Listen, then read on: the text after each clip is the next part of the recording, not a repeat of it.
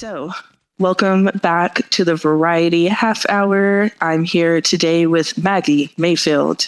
She is so many things. She's a comedian, a singer, voice actor. You made a face. I was like, I am. I'm a human being. Yes, creative human being, awesome person. Welcome to the show. Thank you Thank for you. coming over. Takes one to know one. And thank you. Thank you. Uh, Thank you. I Hello, can't do everyone. Welcome. anything. Welcome. Yes. Is I that don't drink. Listen, I don't drink a lot. I don't. But my boyfriend was like, let's go out. I'm going to take you to this really nice place. And I had it was just so good. And I had wine, which I don't normally do in the middle of the week. And I was like, you know what? We're in it. Let's go. So this is what this is probably going to come back to haunt me. Here we go. I'm ready. do you want to reschedule? I'm ready. I'm here. I'm just a little loosey goosey. Normally, like at comedy shows, like I go out and I don't like to drink at the bars because it's work to me. It's work. So I want to mess it up. So now I'm not at work. And I think as women too, maybe, and this has nothing to do with your podcast, but I think as women too, like I feel really unsafe in those environments because we're in bars late and dudes get the wrong idea. They get a couple of drinks in them and it's like the amount of times I've been followed to my car, some crazy things have happened surrounding alcohol. So I just prefer to stay sober at work. That's smart. Yeah. No, I definitely understand. Let's kind of start there. Maggi, you run an open mic here in Austin. Why? Why do you do this to yourself? Why? Why? What do you mean why? Most people do not like hosting open mics. It's almost it's like often unappreciated. So I just love to hear the story of how you decided to start a mic, host it, what keeps you there every week. Yeah. I actually started the mic, as you know, it's called the Challenge Mic, and I started that in Los Angeles in 2017. It was a year after I got to Los Angeles and I was angry because hitting the open mic so hard there. Everyone was talking about the same thing. I was like, you have nothing new to say after this crazy present, after the world has just gone bananas. You guys have nothing new to say. And so I was like, let's change that. We can write on our feet. We're funny. Let's try it. So that's how the challenge mic was developed and born.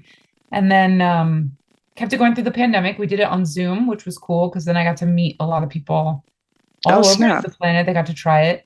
And then it got picked up in Indianapolis. So there's a version of it running there. And then I moved to Austin and now it's running here in Austin. So Wow. yeah. I didn't know you had a legacy, Yeah, or at least not that legacy. I don't know. But I do it because I think it's important that we all write. And I think it's important to have a safe space where it's okay to be bad because none of us are bad. We're just trying really hard things. So if you make it fun and safe and a place where audience want to come back to too because they're having a good time, that's a win. We're all winning there. So yeah, Awesome. it's my way to give You're back. so And positive. also stay relevant. Yeah, I don't know. I don't really want to book a show. Like this is easy. I show up and I host it. It's like I don't want to have to book a show and find it. It's a lot. This is easier. People come to me, you know. That's true. That is one of the reasons why I briefly held an open mic in Charlotte.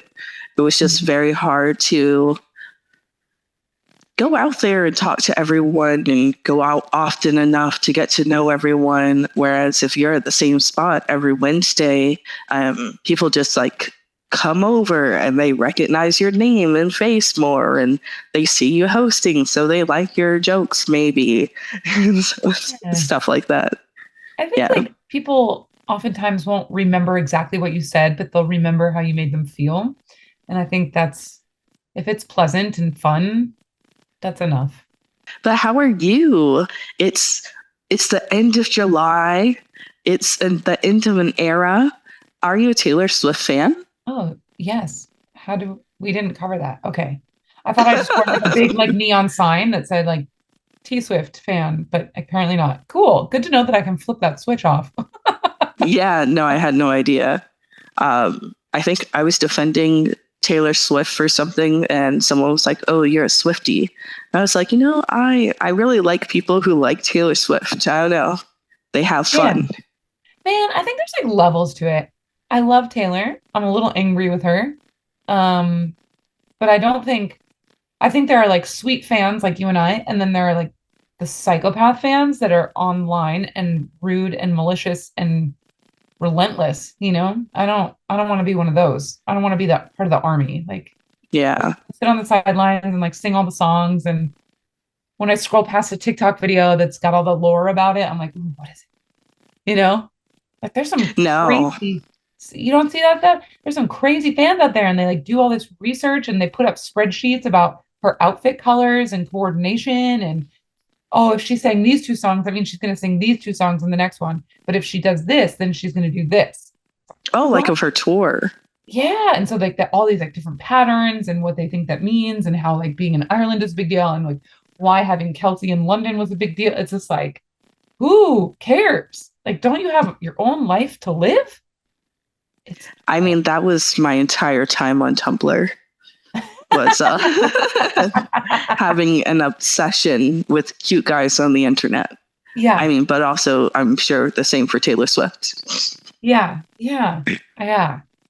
I mean, I do enjoy them, but the people that create it, like I know how long it takes me to create a TikTok. I can't even imagine having to do the research that they're doing to keep up with all of that. So, I have a list of things that I would like to research and do videos on that are longer than the amount of time that I've sat down to actually try to record any of them. yeah, yeah. Let's get to some topics. So essentially, I have a long list of topics from things that I've thought about and no one's ever answered. Okay. Okay. So I have questions from 1 to 20. Well, actually, two of them have been used. So from 1 to 22, I would like for you to pick a number. 7. 7.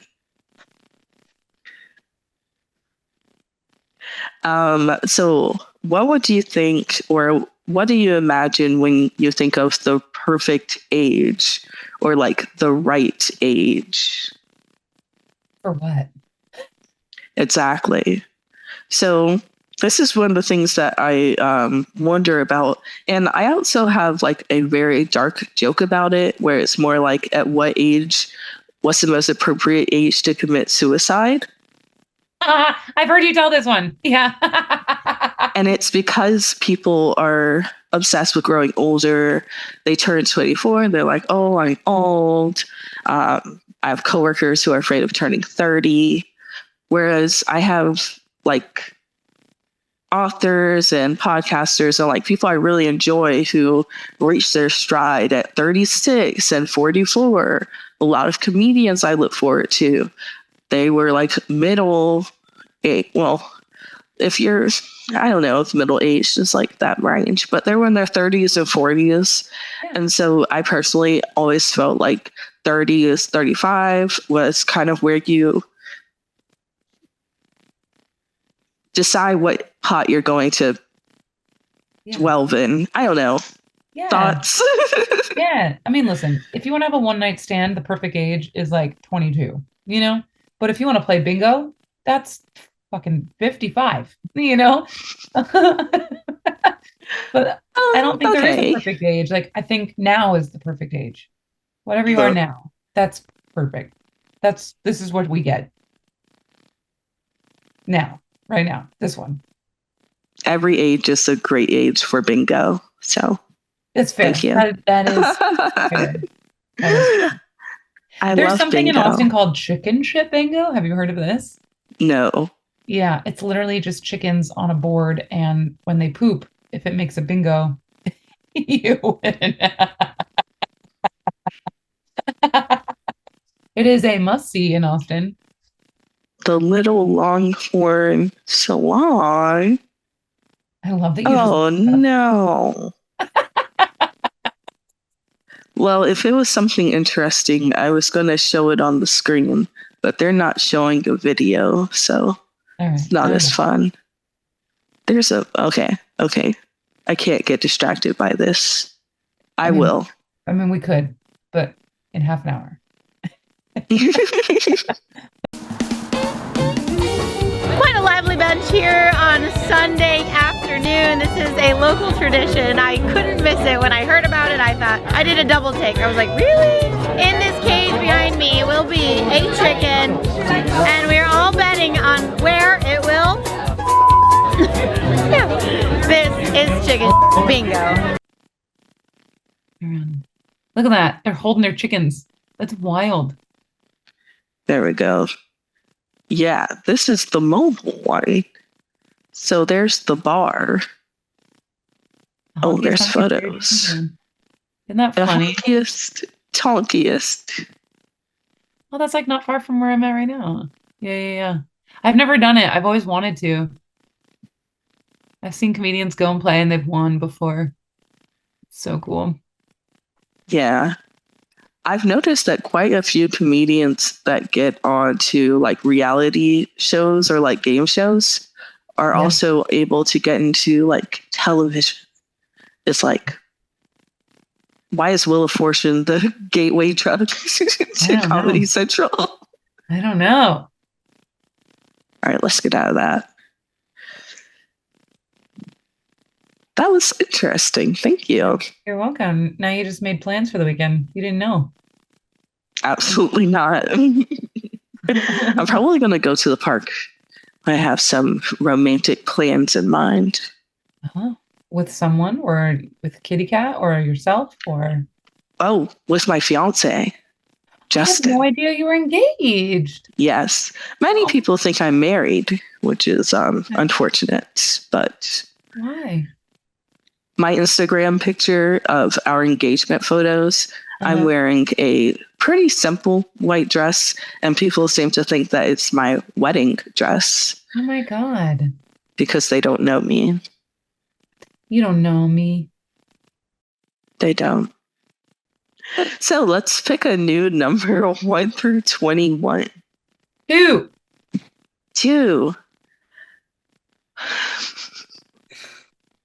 So, I don't know where I get these topics from in the back resources of my mind, but basically, what do you think about collect calls and indigent? I can't do this one. Okay, 12 then. 12.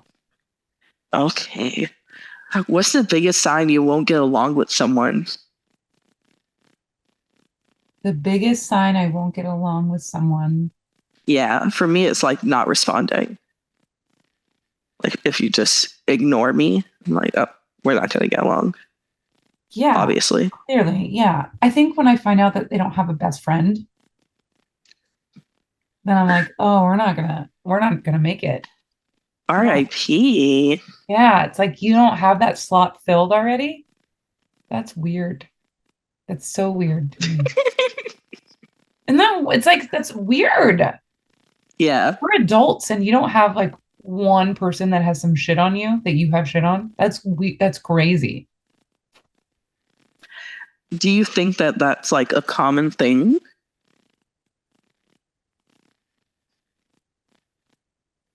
Oops. Yeah. I mean, if you've never met a narcissist, then no, but hello, I've been damaged. I spent a lot of time in therapy. It's fine. Yeah, I've met a lot of people, both men and women, that have never had a best friend, or they currently don't have a best friend. And that is so bananas to me. The pressure is on then. Because like you're getting along and you think everything's clicking and you're doing great. And then you find out and you're like, oh, you're not hoping that I'm full. This is fun. It takes time to build that. You know what I mean? Yeah. I don't want to. You don't want someone who's just like using you as a placeholder.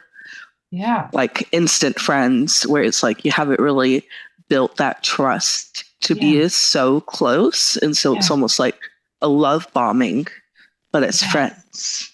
Yeah. Yeah. I feel you. I feel you. Yeah. Yeah.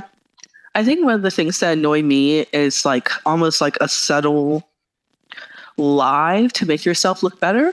Mm. Yeah. Like, I remember I was going to hang out with a friend and she was like, if we go this way, we can walk the bridge or we can go to like the citycade. It's whatever you want to do. I was like, oh, let's go to citycade. And then she was like, oh, well, I was really thinking about walking outside. I was like, what are you doing? Why are you doing this to me? You know, it's stuff like that. Like, why'd you give me options if what you really wanted was this? Yeah, I don't like it. Yeah, that's weird. Yeah. Yeah. Just be real. Just be upfront. What do you want? What do you want? I think that's the problem, Like- though. I don't think most people know what they want. Just kind of willing Yeah. to sit around and they think they know. Really, it's a hug and ice cream or wine. That's it. And it's true. Like, I obviously don't always know. And then your significant other is usually the one who has to bear your ignorance, or at least in my case, if I don't know, then I'm going to figure it out with Justin. Yeah. Yeah. Yeah. Thank There's goodness that. that they're patient with our feelings. Yeah. Let's not get mushy. Let's Yeah, move forward. This is comedy. It's fun. Let's go. It's a variety show. Jokes. Jokes. So do you have anything that you want to share? A little did you hear? Okay, so you prepped me with this, and the only thing, this is what I Googled. I was like, interesting party facts. And the only thing that I remember from doing that this morning, apparently on a chef's hat, there are 100 folds. First of all, did you know that? No. The tall, like white chef's hat, there's 100 folds on it. I didn't know this. And there's a reason that there's 100. It's 100 folds because there's apparently 100 different ways to cook an egg. And that's why they made it with 100 folds. Who knew? And who cares? There's I don't 100 think I can ways think to of cook more an than egg. 5 ways to do an egg. And there's 95 more ways to go. I like to see it. I know, right? I know. I can just think of like scrambled, over easy, over medium, over hard, and poached. Like I literally don't poached. know of any other way to do it. Deviled. Oh, hard boiled. Benedict. Okay, I thought that was just poached. Eggs I don't know. Benedict. Oh, that is poached, isn't it? I don't know. It's so amazing though. I almost Yeah. like don't want to. I don't want to ruin it because I'm like in awe that there are 93 more ways to cook an egg that I'm not aware of. You know? Now we know. So I have some news articles for us. Okay. Sorry, I know that. Yes. One that I think you have a special vested interest in. So Go. I have one news article that I think that you have a little experience in. It's been reported by the Austin Chronicle that Austin workers have unionized at game studio Blizzard. Yeah. Yeah. Cool. That's great. They're in Austin now? Well, at least the Austin workers. Okay. Cool. Yeah. I remember you posted a bit about the strike and how voice actors are going on strike for video games and game development. Yeah. Didn't know if you wanted to share a bit about that. It's wild that they're unionizing now, but the strike that's happening affects the SAG-AFTRA union workers. So perhaps those that were living in LA had to unionize in order to get work. Yeah. And maybe they didn't have to here in Austin, but workers could mean anything from voiceover to the creators of the game to the IT to, design developers, engineers, and other roles. So it could be a lot of other quality testing. Yeah. So the voice the voiceover artists, the video game actors, they're on strike right now because they're fighting for an AI clause. So the union has helped them with a lot of different things, including wage increase, which it's been 25 years since they've had a wage increase. It's been a long time. And so what they're trying to do now is raise the rates so that we're getting paid for 2024 standards, but also protect artists in the case of AI. So what that means is like, Grand Theft Auto could hire me to do a voiceover, but in the contract that we sign, they could use my voice and likeness for any future game thereafter with the help of AI, which is really messed up. And I do believe, like, if you want to use AI to create your games, that's fine, but don't hire me as an actor and then use me repeatedly afterwards. If you want me, pick me. But if you want to use AI, use AI. I'm not against the company wanting to like cut costs and cut budgets. That's fine. There's plenty of work, but don't use me under this false pretense that there is a working ongoing relationship when you just want to pump and dump, essentially, you know? Yeah. I'm so sorry for confusing the two. No, don't be. I think it's really fascinating and cool to recognize and realize. So, yeah. Yeah. Have you seen the movie Fall Guys? I have not. Is that the Stuntman movie? Yeah. Yeah. That was really good. Yeah. And Reynolds is in it. Exactly. And so it kind of touches on it in a weird way where they took the generated like face and then put it on the murder. Yeah. And so it was like very extreme, but it is kind of messed up to not give residuals for your voice if you're using it in other art. Yeah. Yeah. Yeah. Yeah. Yeah. I have another piece of article news. If I can find a non-paper-walled version of it. What does it say? So basically a man was caught attempting to smuggle 104 live snakes in his pants. 104. How oddly specific. 104. So he was stopped at customs in China. A man was caught trying to smuggle more than 100 live snakes into mainland China by stuffing them into his pants. In the southern Chinese city of Shenzhen, between Hong Kong and China. Oh my gosh. Yeah, so the officer opened the bags and found that each bag contained a number of live snakes in different shapes and colors. So they weren't even the same snakes. Yeah. I wonder where he was going. Yeah, none of them were venomous. 4 of the different species were not native, so probably wasn't going to be good. Yeah, yeah. That's crazy. Maybe he was just like, these are my friends. It's so weird. Ew. Is that a snake in your pants, or are you just happy to see me? Oh gosh, I'm going to share it, but the imagery is kind of gross to me. Okay. That's a lot of snakes. It's so many snakes. And I'm not even like afraid of snakes because I grew up in Florida for the most part. And honestly, snakes are just a pet at that point. But look at that. Oh my God, they're in like mattress bags. What the heck? Yeah. I'm like, how are they breathing? How are they in his orange, pants? black, and white ones aren't venomous? Apparently not. Oh, wait, maybe they just put them in these bags. Yeah. Because there's no way they fit. Whoa. The Texas rat snake. Another man was arrested attempting to smuggle 454 endangered turtles. Do you think he just forgot one? He's like, dang it. I just or need to was know. that like just enough so that every turtle had a friend? You know, like every turtle had a couple. Who? It's like in the last one. It's just like, who was taking this order? It's even sadder if there were like 500 turtles, but a lot of them died. Wow, that's wild.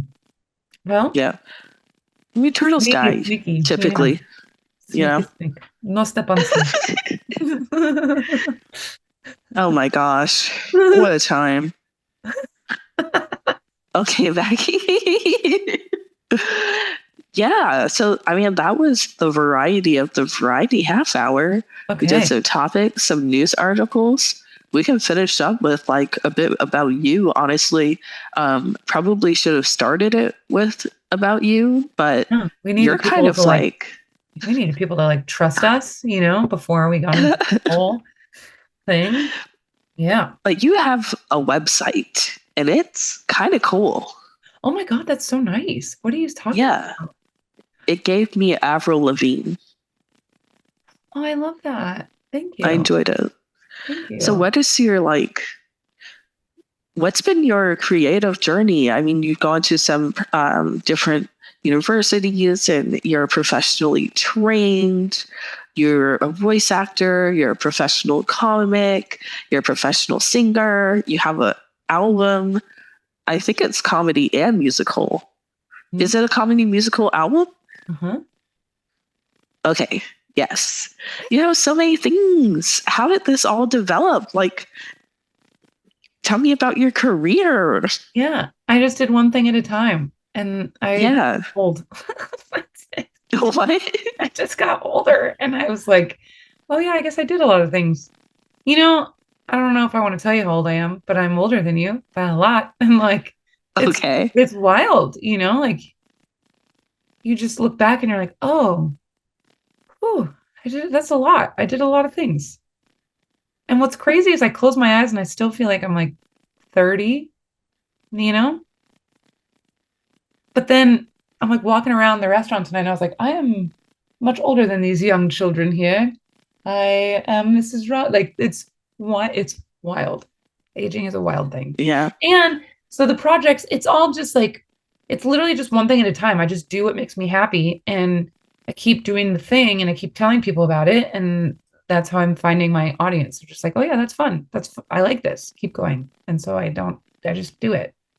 I don't know. I hope one day it works out. I'm having a good time. So what brought you to like social media as fake? Was there one big thing where you were like, F this? Or was there like just everyone outraged over the election? Or like what made you really stick it out that social media is fake? Yeah. So Social Media is Fake is the title track of my special. That's what it's called. Social Media is Fake. And I wrote that song because I went through a breakup and my partner was he was so into social media. And I should have known when we moved in together, he was more concerned with getting his posts done on social media than helping me like move into his place. And I bought him this like gift card. I was like, oh, we'll have dinner. This is a big deal. We're celebrating. And like, he just laid in bed and posted on social media all day as I'm like moving shit in. It was wow. And I should have figured it out then, but I stuck with it for 2 more years. Because I don't give up on things. So anyway, we broke up and I moved to Texas, and a friend of mine, she heard about the breakup because I was very quiet about it. And she goes, oh my God, I had no idea. You guys just seem like the perfect couple, like the couple for the ages. And I was like, huh. And that stuck with me and became one of the most prominent lyrics. Couple for the ages, scrolling my pages, social media is fake. So, yeah. So based on that song, everything else that I was writing and singing about at the time kind of stemmed from that theme. So I got with my director, Michael Malone, and he was wonderful in just helping me organize my thoughts and coming up with a flow that fit and made sense. And yeah, it was just a nice, cohesive, perfect little package that fit who I was at the time. And I think what we needed to hear. So, and what's crazy is people are still finding it that I don't know. And still it's resonating, which is cool. Dude, absolutely. you're talking to someone who just listened to Tyler, the Creator's first album today. Wow. I've been a fan since 2014. Yeah. And it took you 10 years to get there. It did. Yeah. That's okay. Yeah. That's okay. And I do believe like you have to keep putting it out there. Like the first single I ever released is called The Naughty Christmas Song. And it took 2 years before it stuck into the algorithm on YouTube. And now every year I get like another 100,000 views on it. Like it's mini viral for me. So, and it's great because then come come March, I get a nice big fat paycheck, for having released that song. So nice. I just said, do the art, put it out there because you just have to find your audience. It will catch on. You have no idea what could happen. So put it out there. Yeah. You're so inspiring. Oh, thank you. Yeah. Thank you. Just seeing you at Challenge Break, I was like, you know what? Bring the pod back. Let's get it back on the road. Is that true? Yeah. Wow. Absolutely. That makes me feel really good. I'm so glad. Yeah. Good. Oh, you're welcome. Yeah. I appreciate you coming today. Hell yeah. Do the damn thing. Just do it. We're all gonna die. You know what I mean? Just do it. Sure. Well, let's have a more positive way of saying it. Great. But I really appreciate your time today. Thank you for having me, Cheyenne. Very happy to chat with you. Yes, let's wrap it up. As you all should know, I'm CheyenneKnew with a K. KNEW. CheyenneKnew with a K.